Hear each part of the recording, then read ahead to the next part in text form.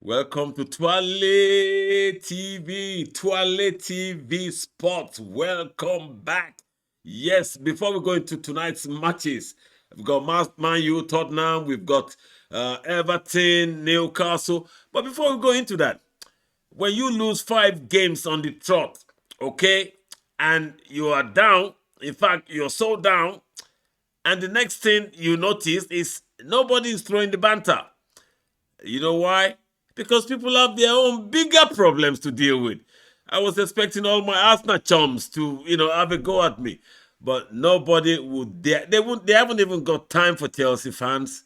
So I'm relieved that the pain is minimal without any other fans adding to my misery. Likewise, Tottenham fans, I was speaking to a Tottenham fan who told me, please don't tell me about your problem. I got a bigger problem. And I thought, wow, fantastic. This is somebody I expect to be, having a go at me. But, well, it seems all London clubs right now are going through what I call real wahala. Tottenham, Arsenal, Chelsea. London is falling down. It's not London Bridge falling down. London clubs are falling down right now. I don't know how to view this, but we have to find a way to console ourselves, like I said yesterday in the podcast. But let's go into the match. Now, Chelsea, we are the maker of our own downfall. That is how it is. I have no query. I have no answer to anybody. We created a problem. Just a few months ago, we were the envy of the world, spending so much money, buying the best young talent, all to no avail. We are actually going to be fighting relegation if, according to my calculation, we're going to lose the next 2 matches, because I can't see Chelsea beating Arsenal, neither can I see us beating Man U. So Frank Lampard will probably break the worst record in English Premier League, which is 7 defeats on the trot. I think was the worst record. It probably surpassed that as the things are right now. But it's not Frank's fault, like I've said. Frank was meant to be interim and to rescue the package, but he just can't deal with the problem at Chelsea. The same way I said Julian Nagelsmann can't deal with it, that he doesn't look like he's got the charisma, the stature to, clean the mess at Chelsea. But as Mauricio Pochettino got the charisma, the stature, yes, he has. Has he got the ability to deliver? That's another question, because this guy was at Tottenham. He never delivered. He got to a couple of finals, like I said yesterday. If you haven't won in football, nobody remembers how good you are, or how good your style is, or your tactics, or how good you are as a tactical genius. It's what you win. And because Mauricio Pochettino, really, he hasn't won nothing. In my view, he hasn't won nothing spectacular. So I can't really rate him as a top world-class manager.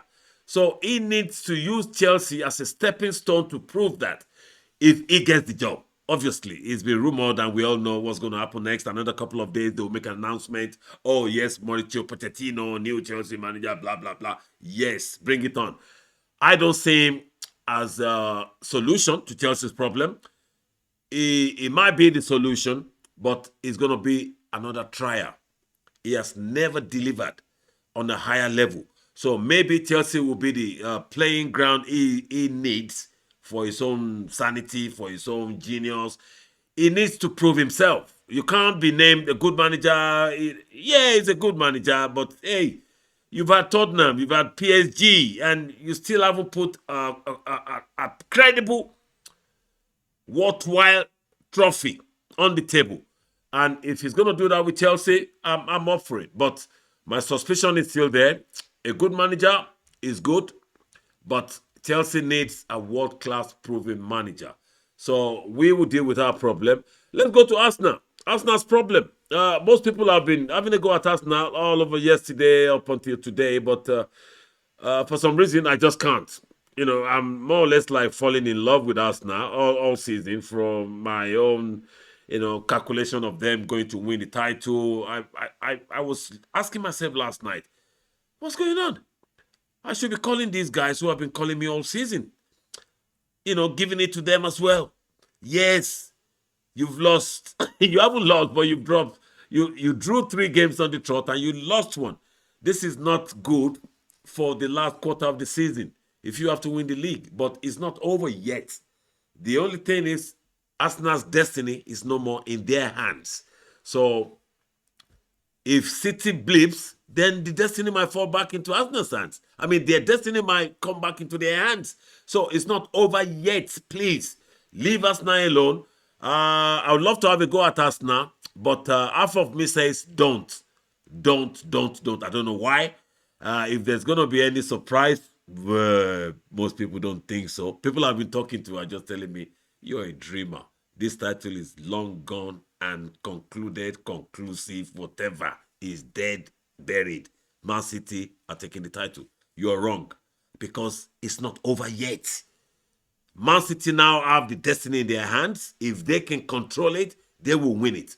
But you can't control your destiny when you're meeting other people. This is not tennis, okay? This is football. So we have to wait and see. Arsenal, what can I say to console you guys? It's really painful to have that feeling all season, to lead the league all season, and in the last 6-7 games to suddenly lose that grip. That is too painful. I feel for you guys, and I hope you accept, you believe. I'm sincere. To be honest, I am sincere. This is no joke. I am sincere, sharing your pain, because I sincerely believe you're gonna win the title. You can still win it, okay? But that's what they call, slim chance.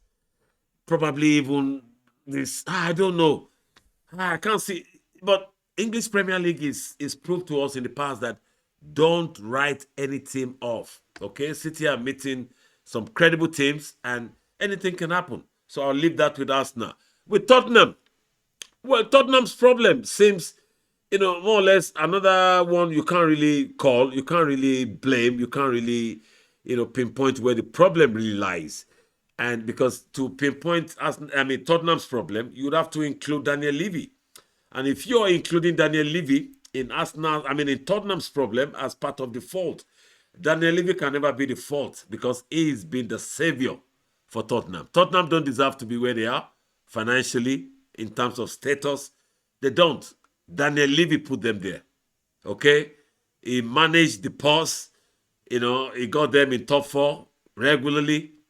He built that magnificent stadium, one of the best in the world. Probably before you count 3 stadiums in the world, Tottenham Stadium will be one of them. Best stadiums in the world on this planet. So it's a big achievement for Tottenham fans to look to embrace and feel proud.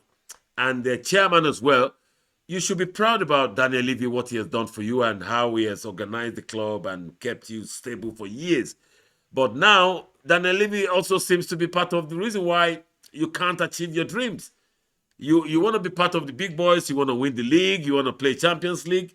You have to spend big. The game is changed long time ago. But Daniel Levy doesn't believe in that game change. To be spending 100 million on a player, 150 million on a player, to be paying $500,000 a week in wages. He doesn't believe in that. And for him to be able to keep you where you are without practicing all those rich clubs culture, the Cities, Man U, the Chelseas, he doesn't believe in that. And you've been very successful with his approach, his philosophy. So you can't really make him or call him out as part of your problem. So I can't understand. I don't even know how you're going to solve your problem, Tottenham, because right now you're going to look for another manager. You believe you're a big club and you need a big manager. No, nobody wants to come to you now. Nagelsmann doesn't want to come. Pochettino doesn't want to come back. Those are the 2 big names you've gone for and they've refused to come. So you have an even bigger problem recruiting a manager that can keep you where you are or where you're supposed to be. So for you Tottenham fans, I think you're the worst out of the 3 of us in London suffering at the moment. Chelsea, Arsenal, Tottenham.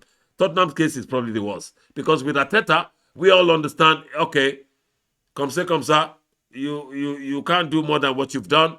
We applaud you. If City blips, you're back in the race. If they don't, you are out. That's Arsenal's problem. With Chelsea's problem, I don't know. Is our problem bigger than Tottenham's? I don't know. I think our problem is bigger than Tottenham's. I have to be honest. I think our problem is bigger than Tottenham's because with our problem, oh my, we've lost 5 games on the trot after Graham Potter. After Graham Potter, you would expect Chelsea. Oh my God, I can't believe this. Anyway, let's see what happens tonight. I don't want to talk about Chelsea, Arsenal, Tottenham. It's I think today is the first day I feel relieved that I can become a fan again. For the last 24 hours, is more or less like a typical fan, winding and drowning in his sorrow. Because I was advising Arsenal fans yesterday, I said, please don't resort to drink because it would only give you a headache. And I was doing the second pint myself last night and I thought, oh, stick to your own advice. That's enough. So please, let's go enjoy. Let's go enjoy Man U Tottenham tonight. And then Everton, Newcastle is the one I really want to watch because I believe Everton should steer clear from that relegation zone, but it's going to be difficult. They've lost some crucial points where, they could have given themselves a real cushion. But hey, that's football for you. Let's go enjoy it. And then we can catch up again afterward later on tonight. If not, there are loads of things to talk about regarding all the developments of the last 24 hours, 48 hours. But I just thought I want to talk about Chelsea, Arsenal, Tottenham tonight. And hey, I don't even know what to say. But we spent more than 10 minutes. Let's go and enjoy the game. And then we'll try and come back after the game and, give post-match talk on the games played tonight. So enjoy it. Thank you for subscribing and thank you for following. Hasta la vista, baby, as we do every night. But please, please, please, please, the new subscribers, we have to say a big thank you to you. The numbers are good. We see some new people coming on to subscribe to this channel, Twale TV Sports. And then Twale TV Entertainment. I beg, it's your channel now. It's for you. Please embrace it and tell the world about it. Subscribe, like, share, and subscribe. We love you, and we'll catch up after the games. Hasta la vista, baby. Ciao. It's Twale